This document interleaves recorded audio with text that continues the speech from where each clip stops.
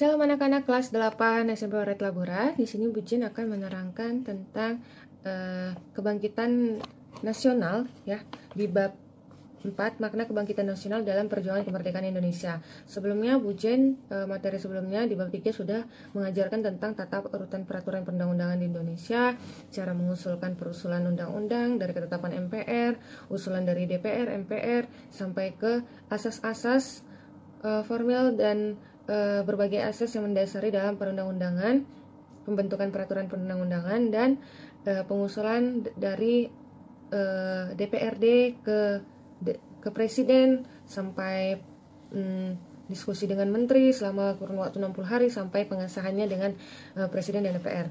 Nah, sekarang di sini Ibu Jen akan sedikit rewind kembali ya di bab 4 ini, karena di sini kita belajar tentang makna kebangkitan nasional dalam perjuangan pergerakan kemerdekaan. Nah, ini khusus dalam lembaga pendidikan ya. Bagaimana sih pergerakan bangsa Indonesia untuk merdeka tapi melalui jalan? Jalan apa nih? Jalan pendidikan. Banyak jalan ya. Banyak jalan menuju Roma katanya, betul sekali. Dari bidang ekonomi, pendidikan, sosial, politik, semuanya ada dalam perjuangan pergerakan kemerdekaan Indonesia. Nah, ini fokusnya di bab 4 ini. Ibu lihat bahwa kita akan mempelajari perjuangan pergerakan bangsa Indonesia dalam memicu kebangkitan nasional dari segi pendidikan, lembaga-lembaga pendidikan. Nah, kalau kecepatan Ibu Jen ngomong, silakan nanti bisa di replay karena bentuknya ini video ya. Latar belakang kebangkitan nasional ini, kebangkitan nasional ini ditandai dengan di tahun 1879 setelah dikeluarkannya Undang-Undang Agraria dan Undang-Undang Gula ya. Dengan dikeluarkannya undang-undang ini membuka peluang bagi pendatang asing untuk menanamkan modal dalam industri khususnya pertanian di Indonesia. Dengan terbukanya pintu tersebut, maka diperlukan juga para pekerja khususnya pribumi Indonesia ya yang pada saat itu stratanya seperti ini ya, piramid. Yang paling bawah itu pribumi, yang middle-nya itu adalah para pendatang dari Asia, dan yang paling tinggi itu adalah Eropa. Nah, lalu efek dari kelanjutan terbukanya penanaman modal asing, maka dibutuhkan tenaga kerja yang juga harus berpendidikan. Nah, di sini akhirnya pemerintah Hindia Belanda memberikan pendidikan untuk para pribumi dari sekolah menengah, sekolah dasar, sekolah menengah, sekolah lanjutan, dan sekolah menengah atas sampai dengan universitas. Nah, mari kita lihat. Nah, untuk sekolah dasar ini akan ditempuh selama 7 tahun. Artinya jika setelah itu boleh melanjut ke SMP dan SMA lalu sampai pada perguruan tinggi. Nah, itu ada data-datanya di halaman 97 tabel 4.1. Nanti bisa dibaca sendiri. Lalu dibagi atas juga 2 ya, SMA itu. Sekolah bahasa dan humaniora dan sekolah kejuruan atau kita kenal sekarang dengan SMA dan SMK. Nah, yang pertama untuk perguruan tinggi itu dibagi menjadi 4 ya. Hollands Indies Quake School atau HIK itu halaman 98 itu merupakan sekolah guru bantu ya, agar nanti setelah lulus dapat menjadi guru SD. Lalu ada Hoger Quake School, ini setelah lulus nanti mahasiswanya bisa menjadi guru SMP atau SMA dan SMK kejuruan tadi. Lalu ada Osvia, Opleiding School for Inlandse Ambtenaren. Nah, ini untuk calon para pekerja di pemerintahan, menjadi camat, kantor lurah, atau di pemerintahan negara pemerintah Hindia Belanda pada saat itu. Nah, lalu yang terakhir ada sekolah langsung kejuruan. Dia ingin menjadi apa? Ya, perguruan tinggi yang langsung spesifik. Dia menjadi dokter, berarti di Stovia, School to Opleiding Van Indis Artsen. Ini nanti menjadi bekal untuk terbentuknya budi utama ya. Lalu di sekolah hakim tinggi di Bandung dan sekolah teknik di Bandung juga. Nah, halaman 99 kalian lihat ada budi utomo dan organisasi pergerakan lain. Nah, berkembangnya politik etis menjadi suatu pemikiran menyatakan bahwa pemerintah kolonial memegang tanggung jawab moral untuk kesejahteraan pribumi khususnya dalam bidang pendidikan. Nah, dalam organisasi ini si mahasiswa tadi, makanya Ibu bilang ini akan menjadi bekal dari Stovia menjadi bekal utama pembentukan budi utomo karena adanya gagasan para mahasiswa Stovia untuk mendirikan organisasi yang bertujuan untuk memajukan bangsa. Nah, ini di mahasiswa dari Stovia ini ada Sutomo dan Gunawan Mangunkusumo ya. Didirikan tanggal 20 Mei 1908 di Jalan Abdurrahman Saleh 26 Jakarta. Nah, budi utomo berasal dari kata budi dan utomo. Budi yang berarti perangai atau tabiat, utomo yang berarti baik. Bisa dibaca halaman 100. Pada dasarnya budi utomo merupakan organisasi bersifat ekonomi, sosial, dan budaya ya.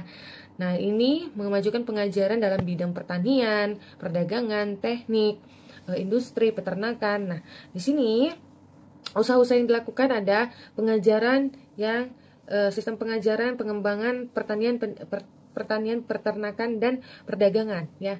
Juga seni dan industri, menghidupkan kembali dan melestarikan budaya, ya. Kongres pertamanya memutuskan agar jangkauannya si Budi Utomo ini hanya di daerah Jawa dan Madura, ya.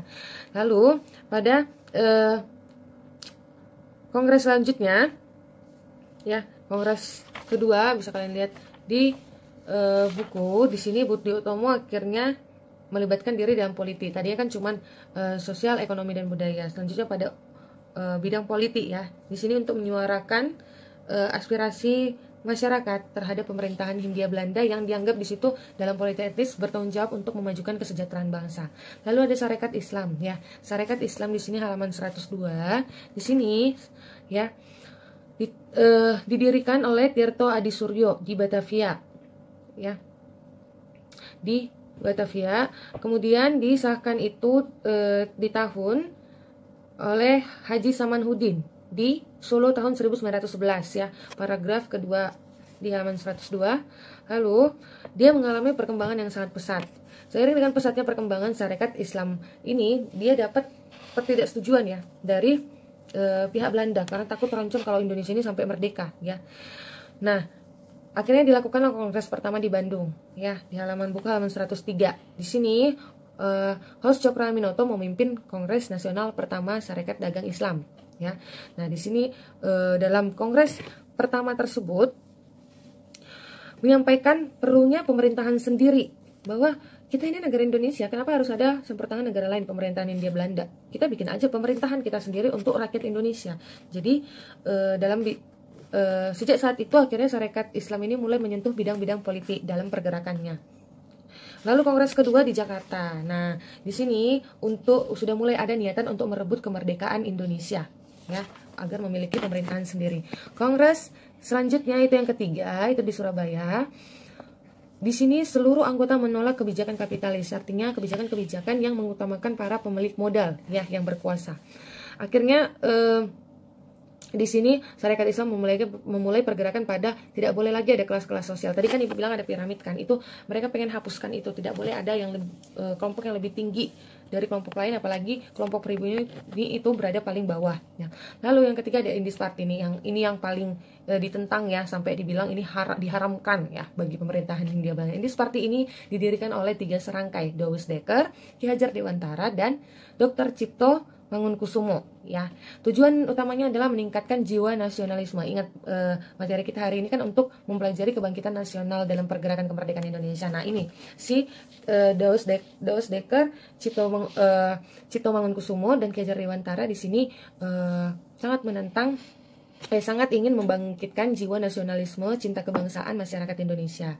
Nah, pendirian Indis Party ini mendapat dukungan yang sangat besar, ya, dari masyarakat, sampai akhirnya karena upaya-upaya yang dilakukannya bisa kalian baca di halaman 105, ya. Ada 6 poin, bisa dibaca, karena tujuannya yang ingin memerdekakan, mengajak masyarakat Indonesia bahwa ini tuh negara kita harus punya pemerintahan sendiri, kita harus tidak boleh dijajah oleh negara lain, kita harus cinta sama negara kita, budaya kita sendiri, bahasa kita sendiri, kenapa kita pakai bahasa Belanda, ya, seperti itu upaya-upayanya bisa dilihat di halaman berapa tadi, 105, ya.